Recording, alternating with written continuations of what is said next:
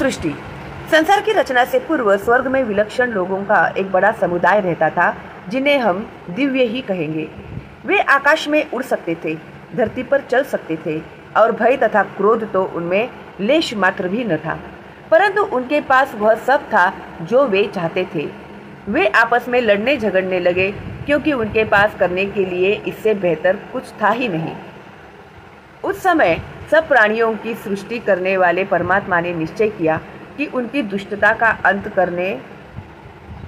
अंत होना ही चाहिए। उन्होंने इस आशय से चारों ओर दृष्टि दौड़ाई कि कोई ऐसा व्यक्ति दिखे जो नेक हो तथा जिसकी वे रक्षा कर सके। हुआ यह कि उन दिनों धरती पर मनु नाम के एक मनीषी रहते थे।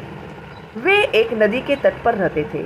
एक दिन प्रातः जब वे पूजा कर रहे थे, तब उन्होंने सुना कि कोई उन्हें पुकार रहा है। उन्होंने चारों ओर देखा, किंतु उन्हें कोई दिखाई नहीं दिया। उन्होंने ऊपर आकाश में देखा, जहाँ तक दृष्टि जाती थी। नीला आसमान फैला हुआ था, अतः वे पुनः पूजा में लग गए।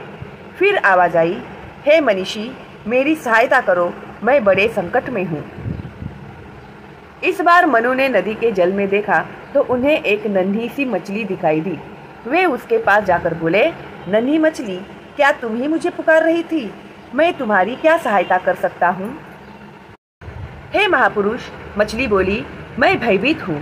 बड़ी मछलियाँ सारी छोटी मछलियों को खा जाती है, और यदि मैं यहाँ कुछ देर और रही तो वे मुझे भी खा जाएंगी।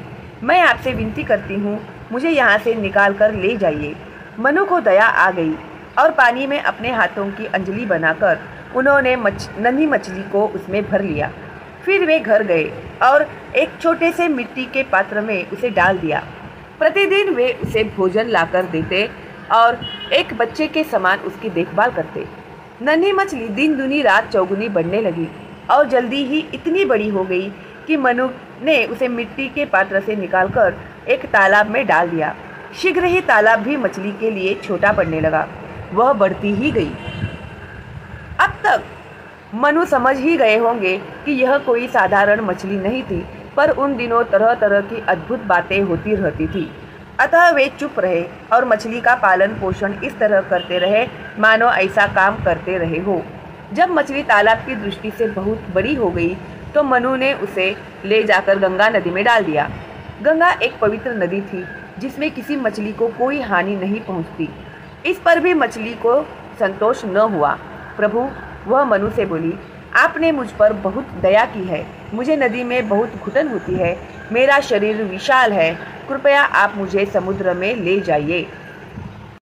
यद्यपि मछली मनु से बहुत बड़ी थी, पर जब मनु उसे ले जाने लगे तो वह उन्हें पंख सी हल्की और चांदी की चंद्र किरण सी प्रतीत हुई।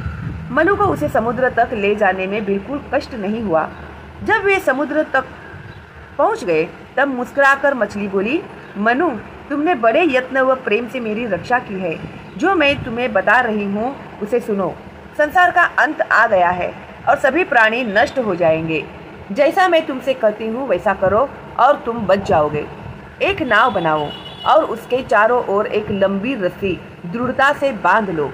हर प्रकार का एक एक बीज लेकर सारे बीज एकत्र करो और उन्हें अपने साथ नाव में रख लो।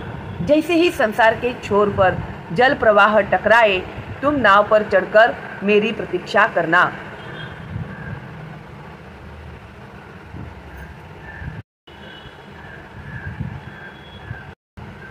जैसा कहा गया था वैसा करके मनु प्रतीक्षा करने लगे। जब उन्होंने दूर से पानी की गर्जना सुनी तो वे नाव पर सवार होकर चल पड़े। विशाल लहरों ने पूरे संसार को ढक लिया। जिधर भी देखते मनु को जल के अतिरिक्त कुछ न दिखाई देता था। सागर हवा में ऊंचा उड़ रहा था और ऐसा गर्जन तर्जन मचा हुआ था कि पर्वत डोल उठे और घाटियां गूंज उठी। तूफान में नन्ही सी नाव डगमगाने लगी। मनु मछली की प्रतीक्षा करने लगे। सहसा समुद्र के बीचों बीच उन्होंने दो सिंह निकलते देखे। यह वही मछली थी। मनु ने तुरंत रस्सी को सिंगों पर डालकर नाव बांध दी। मछली क्रुद्ध लहरों के विरुद्ध पूरे बल से तैरती हुई विशाल सागर पर नाव को खींच ले चली। अब भी अगाध जल राशि के अतिरिक्त आसपास कुछ न था। मछली नाव को खींचती गई। अंततः एक दिन क्षितिज पर एक पर्वत शिखर दिखाई पड़ा। यह भारत के पर्वतों में से सर्वोच्च शिखर था, जो इतना ऊंचा था कि नीले आसमान को लगभग छू रहा था। जब वे शिखर के समीप से गुजरे तो मछली ठहर गई। अपनी नाव इस पेड़ से बांध दो मनु, वह बोली। मनु ने पर्वत के ढाल पर खड़े उस ऊंचे पेड़ से अपनी नाव बांध दी। उनके ऐसा करते ही हवा में मधुर संगीत भर गया और आकाश से फूलों की वर्षा होने लगी। मनु ने झुककर प्रणाम किया, क्योंकि वे जान गए थे कि वह मछली स्वयं परमपिता परमात्मा के अतिरिक्त और कोई नहीं थी। और फिर एक आकाशवाणी हुई, मनु, तुम समग्र मानव जाति के पिता हो। तुमसे ही मनुष्य का फिर से जन्म होगा और सब मनुष्य तुम्हारा ही नाम धारण करेंगे। मनु के नाम से ही आज हम सब मनुष्य कहलाते हैं। अंग्रेजी में मैन शब्द भी मनु के नाम से ही बना है।